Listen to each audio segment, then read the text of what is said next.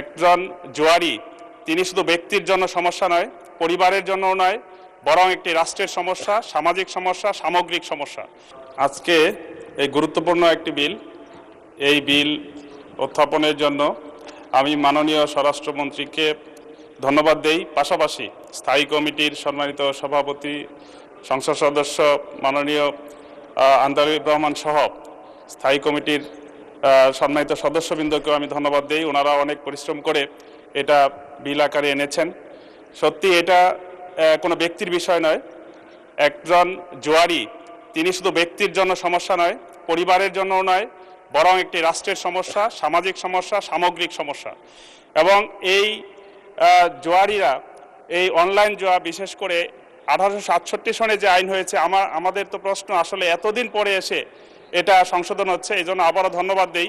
তবে এই জুয়ার মাধ্যমে, অনলাইন জুয়ার মাধ্যমে আমরা দেখি গ্রামে গঞ্জে এখন পাড়ায় পাড়ায় আরও কিছু অপরাধ তৈরি করে। সেখানে মদ, নেশা, খুন, ধর্ষণ সহ, রাহাজানি সহ, ছিনতাই, এই সব কিছু এগুলোর সাথে জড়িত। যে কারণে এটি খুবই গুরুত্বপূর্ণ একটি বিল। এই বিলের সাথে রাষ্ট্রের অনেক কিছু জড়িত, স্থিতিশীলতা জড়িত।